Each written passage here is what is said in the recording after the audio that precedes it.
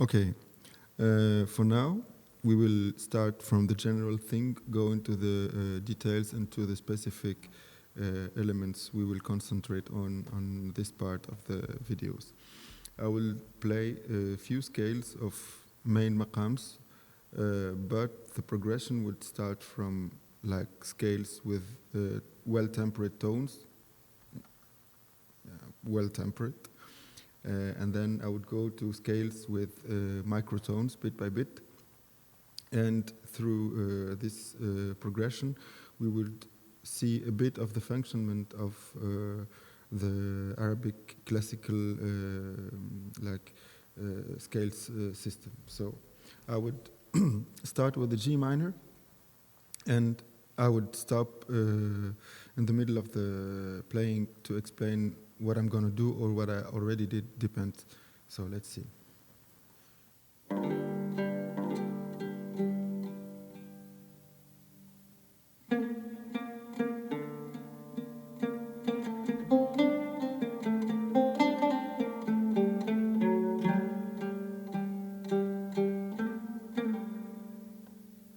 So I have like the major seventh, which is like for G harmonic minor, till now nothing super fancy.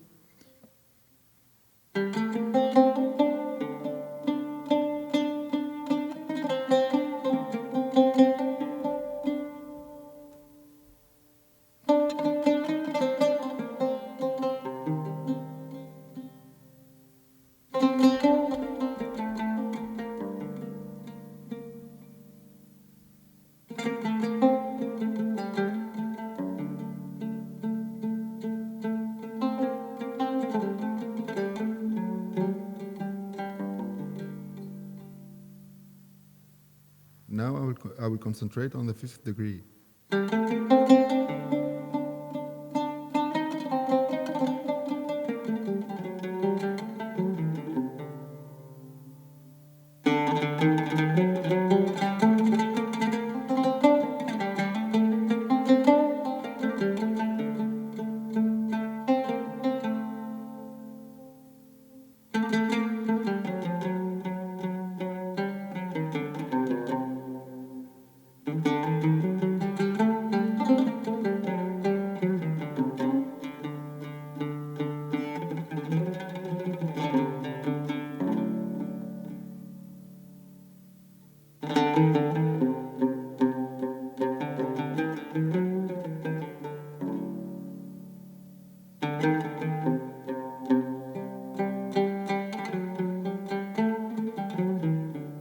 And now going down, I will use a microtone.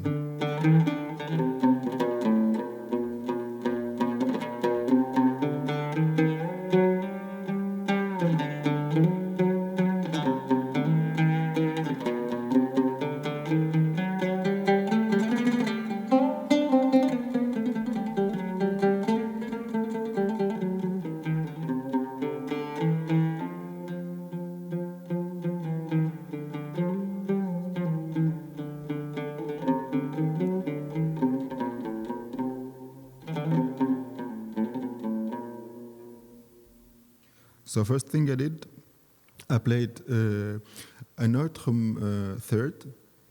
I had a minor third, which is B flat, but I played it like half flat, and this leads me to a wide possibility of new maqams.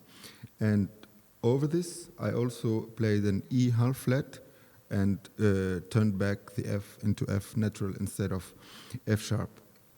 So that's the way. It's basically on degrees. We're in one same scale, and it depends on when you stop on your composition or in your improvisation. And one of the most hard and exciting exercises I ever had as an oud player was an improvisation exercise, but I had to stick to only 5 notes. So in each scale, you take it like zone by zone, and at the beginning you're out of ideas, or you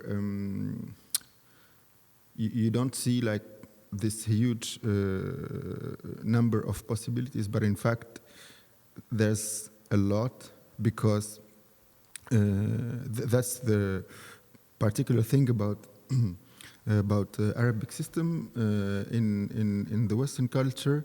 You have like major or minor and transposed on the 12 tempered notes. But in the Arabic system, you can, from one root, go to several maqams and play them all in the same root, which is interesting, and you will find your own way switching between the maqams. There's no rule for that. Of course, via listening and via playing tunes, you can catch some mechanisms for that. But at the end, every player can have his own way switching between both of them. Next point that will help us, to get this scales functionment is the phenomenon of the tetrachord. That's the base of building basically all the systems, all the maqams and all their scales. So for example, we start from C minor, which is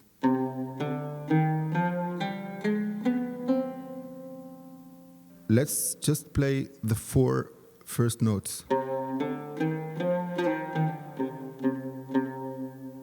So to build the whole scale, this is quite enough to establish the identity of the scale, and you can already start a lot with it. For example, if I am asked to play an improvisation before a Nahawand song or a Nahawand piece, I would try to stick to only those notes and see what I can do and whether I can establish the nature of the maqam or not. So we have C, D, E flat, and F, and let's see what gets out of it.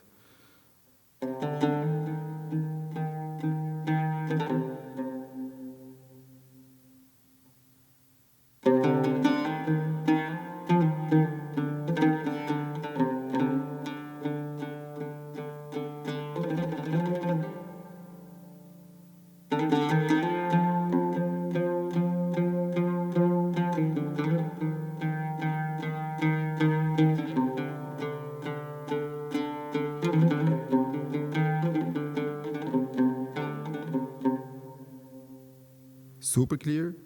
The minor third was told like more than once, and the root was also, there was an insistence on the root, so we have it.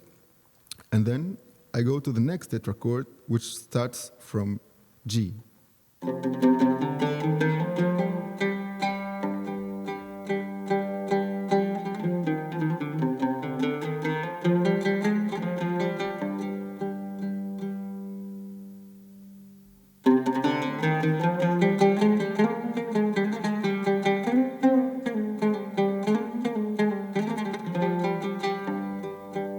Now I'm playing minor Aeolian with a B flat, and maybe I can switch to harmonic minor with B natural.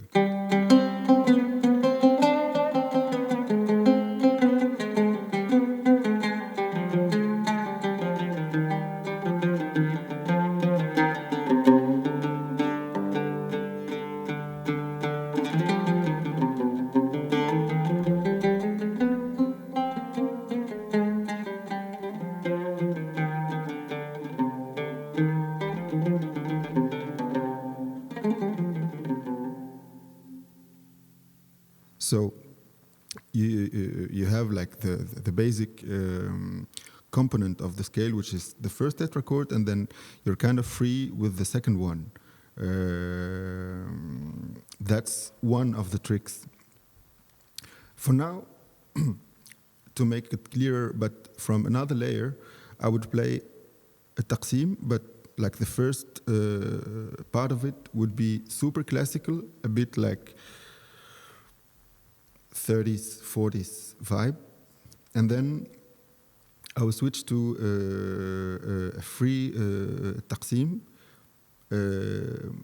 Free means like I make modulations which are not common to the classical universe of Arab music, and probably calling some Western music theory elements. Let's see where it leads. So we still keep in C minor.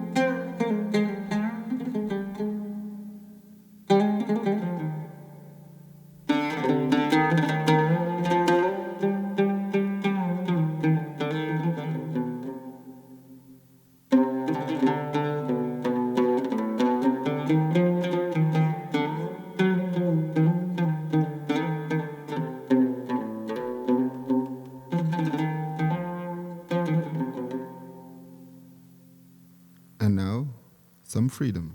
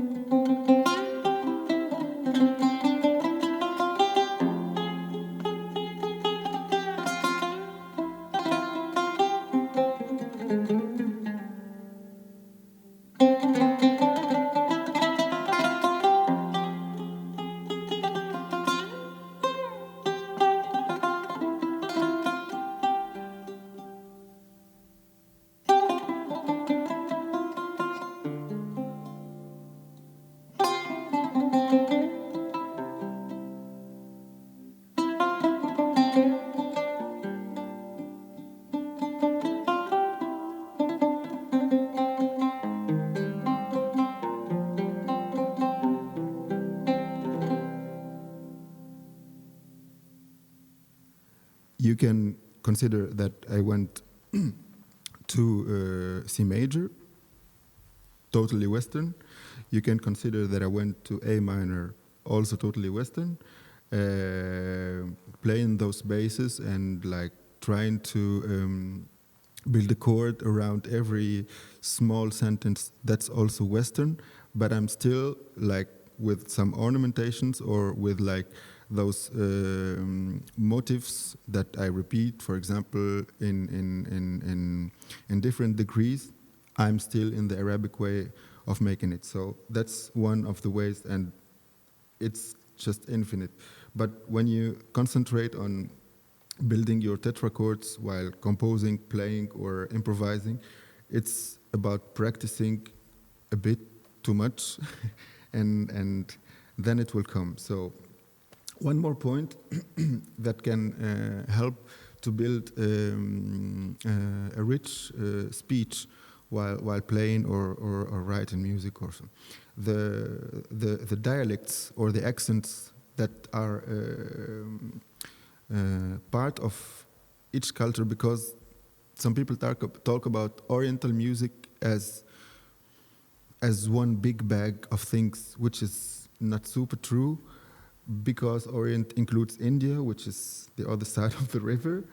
It includes a bit of Turkey, it includes a bit of Egypt, and for example, like the Syrian way and the Egyptian way of playing, and the whole taste is super different.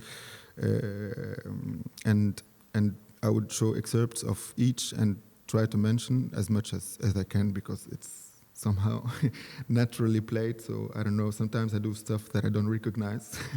So I will try to make it now.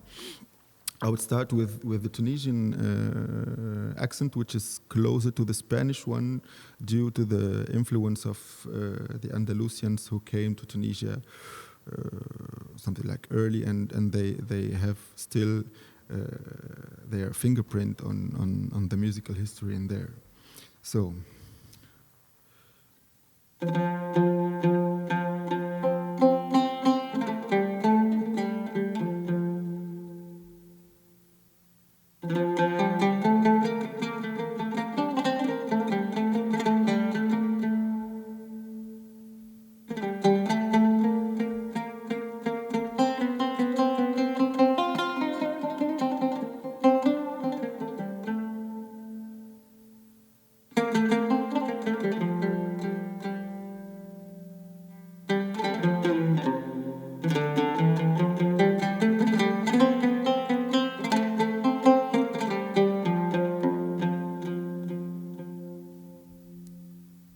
Egypt.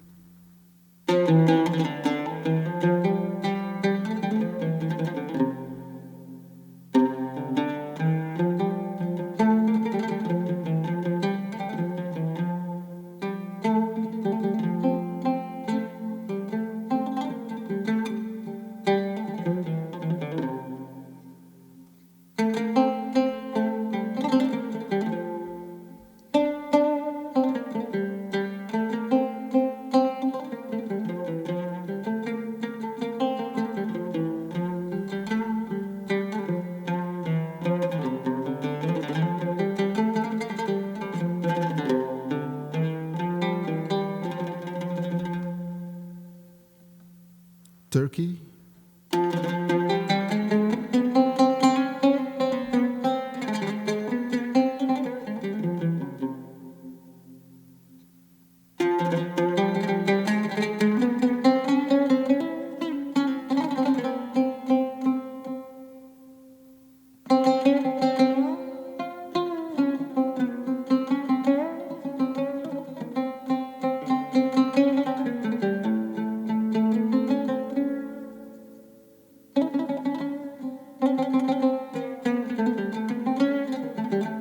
So it's a whole other technique, like more going to the classical music with some vibratos, some legatos, some glissandi.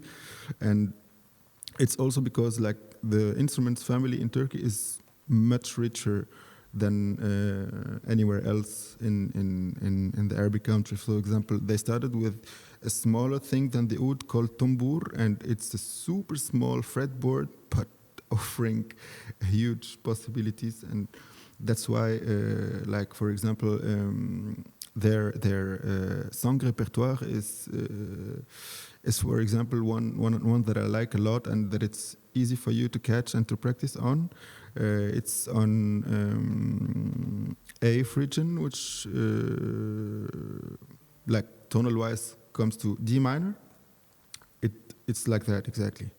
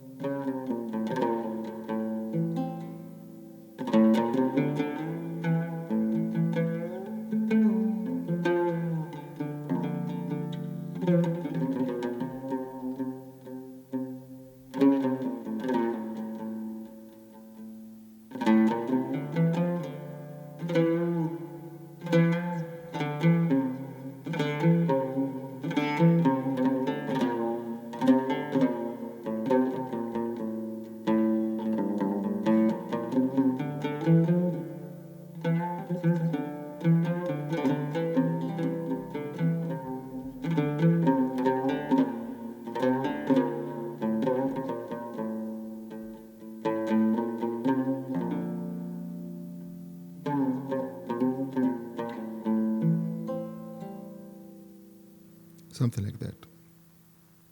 And now, Mr. Yoni would give us a bit the same idea, but about Western culture. So please.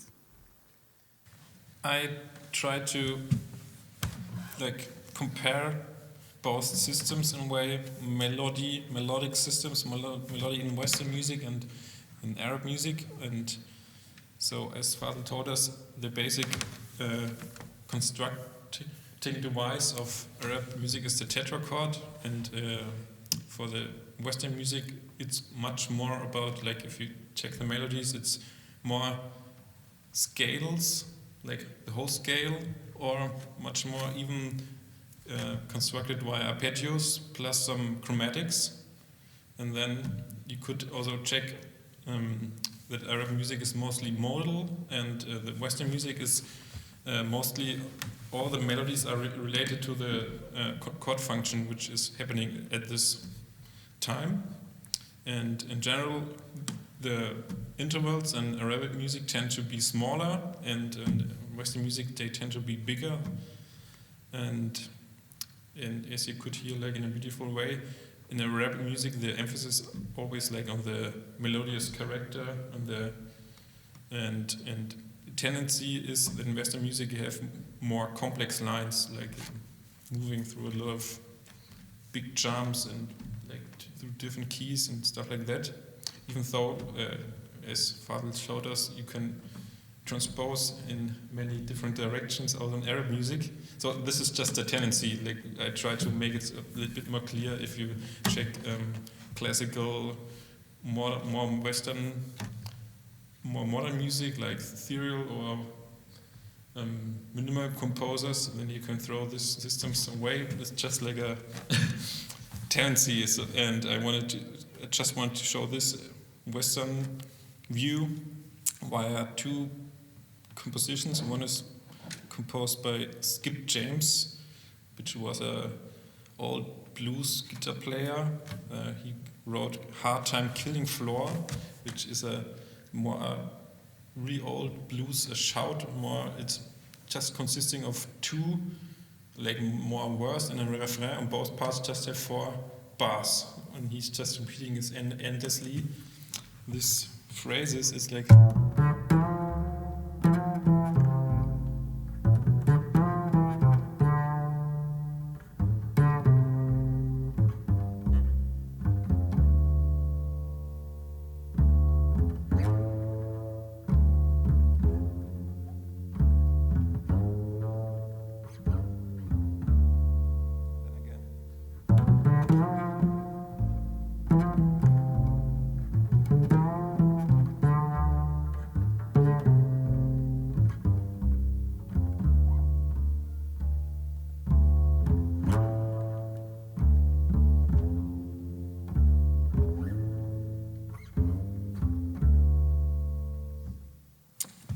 And I always liked to make this connection between how a rap musician or Fadhel is treating the microtonal colors and like to Western blues phrasing, because I see a strong connection, even if it's totally a different concept. And the blues phrasing is just totally different. Like it's microtonal, but it's not in a scale, not so much constructed in a scale, much more like a phrasing thing. Like, and I try to find ways how to emulate or to include both techniques somehow into my playing. And as a second example for a typical Western melody, I brought a tune of Charlie Parker called Segment. This tune is in an AABA form, and there is no real B part, as it is often the case in bebop tunes, though the B part is just the chord structure. But the A part is a nice example because he's like using all the arpeggios. So in the first bar you have a C minor arpeggio, and then in the second bar it's a D minor arpeggio which is resolving to the B. So the third of the G chord, which is in the next bar. And also we have more like the complex line construction and bigger intervals. And all the melodies are always related to the chords. And also there's an interesting connection to the way, for example, an oud player would deal with the different modulations of a makam tetrachord. Always when you have the dominant chords in this tune, or as it is often the case in jazz tunes, you can add different kinds of tensions. In this case, for example, in the fourth bar, we have a flat 6, a B9, and sharp 11. So makam modulation and adding different tensions are both like tools to create a bigger variety for your own like melodic choices while composing or improvising. And yeah, also in the, for example, bar 9, you will see this in the attached PDF. There's like a 3-step chromatic line which resolves back to the tonic. So all the typical Western cliches sort of for melody you can find in Charlie Parker's segment, and Mr. Dominik Fürstberger will join me for this one.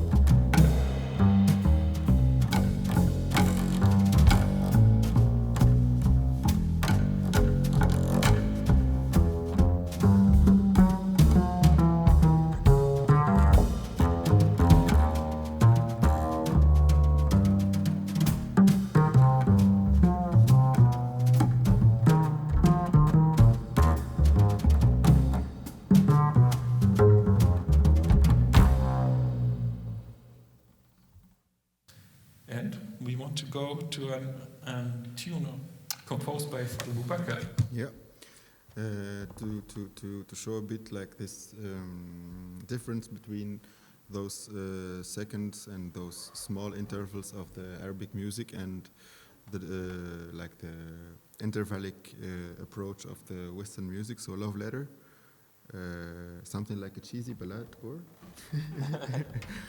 and yeah.